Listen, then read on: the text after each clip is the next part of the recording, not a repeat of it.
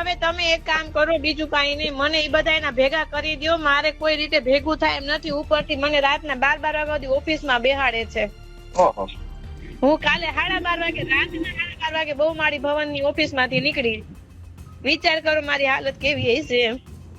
આ તો બહુ અઘરું કહેવાય. હવે તમને આમાં આપઘાત કરવા સિવાય કોઈ રસ્તા નથી ભાઈ. આ તમે જેનો ઓડિયો સાંભળ્યો એમાં એક તરફ બીએલઓ છે અને બીજી તરફ એક સોસાયટીના જે પ્રમુખ હશે એની સાથે બીએલઓ વાત કરી રહ્યા છે.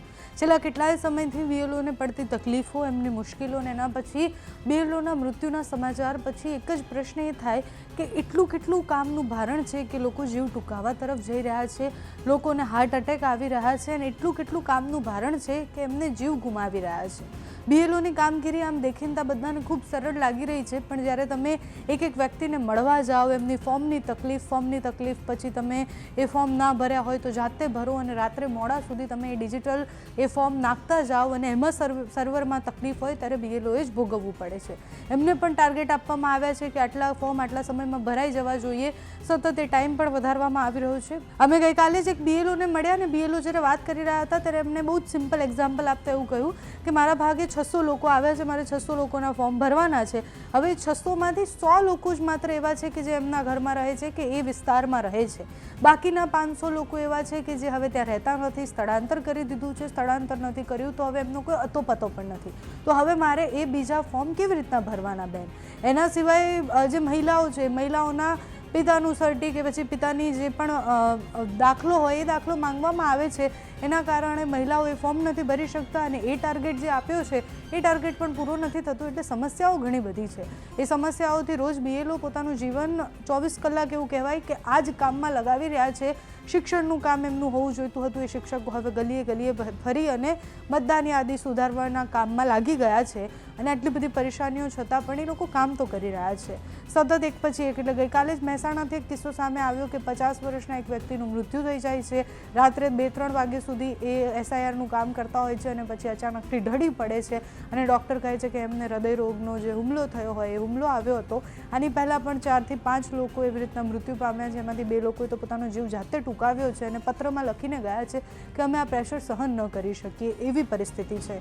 છેલ્લા 10 દિવસમાં દેશભરમાંથી સમાચાર જોઈએ તો 22 થી 23 બીએલઓના મૃત્યુના સમાચાર આવ્યા છે. એટલે આ ખૂબ ગંભીર બાબત છે. આ ઓડિયો ક્લિપ સોશિયલ મીડિયા પર ખૂબ વાયરલ થઈ રહી છે, અમારા સુધી પણ પહોંચી. રાજકોટની ઓડિયો ક્લિપ છે, મહિલા રડી રહી છે. એ બે જે બીએલઓ છે રડી રહ્યા છે કે 12 વાગ્યા સુધી રાત્રે ઓફિસમાં બેસીને કામ કરવું પડે છે અને છતાં પણ બીજા દિવસે જ્યારે જઈએ ગ્રાઉન્ડ પર ત્યારે ખબર પડે કે એ લોકોને ફોર્મ ભરતાય નથી આવડતું.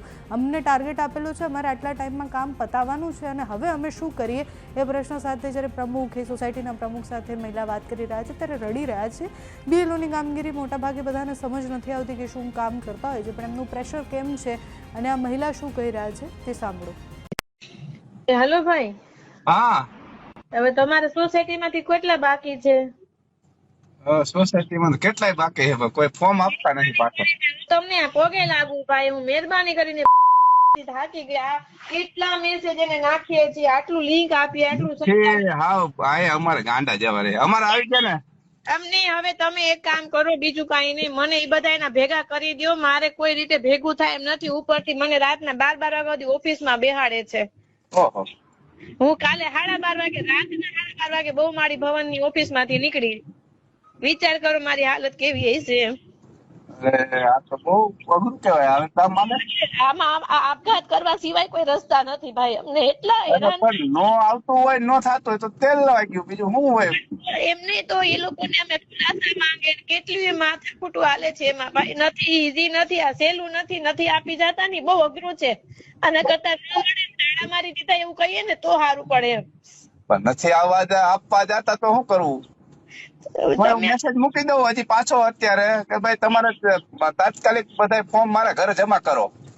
કોરા દઈ દો ને તોય હાલશે. મારા ભગવાન ને કઈ કોરા આપો. આ બેન ને સમજો ન કરી આપઘાત કરીને મરી જાય. અરે એવું થોડું વિચાર કરાય. એમાં શું કઈ નોકરી હાટું એવા આપઘાત કરવાના હોય? આપડે જીવનું ને આપણું છોકરાનું જોવાનું હોય. આ કઈ જોવાય? એટલે અમારે ઉપરથી નથી સમજતા વાત છે ભાઈ. અમુક બીજો રસ્તો કઈ નથી એમ. હાલો નોકરી એ મૂકી દે, પણ અત્યારે તો એ મૂકવા ન દે. નોકરી નથી મૂકવા દે. તમે અરજી કરી કે મને એટેક આવી ગયો છે ભાઈ, તમે મને આમાંથી બાદ કરો, તો એ નથી માનતા. આ નાલાયક સરકાર કેવી ઓલી છે, તમે વિચારો તો ખરે. આમાં આપણે એવું વિચાર કરે કે ભાજપ સરકાર આવી છે ને આપણે કઈક સારું કરશે. એમાં કાંઈ આમાં બધાને હેરાનગતિ એવડી મોટી થઈ ગઈ છે ને, વાત કરો માં. અમારી હેરાનગતિ હદ બાર છે. હું સાવ થાકી છું. ઓહો, આ ઘાતનો વિચાર ન કરો બેન. આપણે હે ને હા નો થાય તો કાંઈ નહીં, એવું ન હોય. એ વાત સાચી, પણ તમે જવાબ ઉપર પહોંચતા આપી દેવાનો. નો આપતા હોય તો કઈ શું કરું? કઈ પરાળે કોઈને ડેલા ખખડાવા જવાનું? અમે તો તમે તમારી ફરજ નિભાવી દીધી, તમે ઘરે પહોંચાડી દીધું. હવે પાછા ન આપતા હોય નો માને નો માને તો હાલો અમારે ભેગા કે હાલો મારી યાર વાત કરાવજો કોક ને, તમારા સાહેબ ને અધિકારી ને. ભાઈ નથી અમારે લતો જેવો છે, નથી ગાંડા જેવા છે, અને સમજતા એક રાતમાં મારા મેસેજ મૂકેલા. હું એને બતાવું, મારા ગ્રુપ ની અંદર મેં મેસેજ મૂકેલા છે. ઈ વાત સાચી, પણ ઈ નથી, ઈ કોઈ વસ્તુ નથી માનતા ભાઈ. હું કદાચ અહીંયા 50 જણા ઉભા રાખું ને, કોઈનું નથી હલાવતા. એમ તો શું કરવાનું? ઘરે ઘરે એક કામ તમે એકાદો માળા એવો રાખી ઘરે ઘરે ફોર્મ જેટલા ભરાય ને એટલા લઈ લ્યો, બાકી કલેક્ટ કરી લ્યો, કોરા લાવો. કઈ એમને અત્યારે તમે મેસેજ નાખો, હું આવું 2 વાગે લઈ જાઉં, આપી જાહે. અત્યારે તો હાલો મેસેજ તો હું અત્યારે જ ઓલો મૂકી દઉં ઓલામાં. પછી મને તમે કયો એટલે વાગે હું આવીને લઈ જાઉં.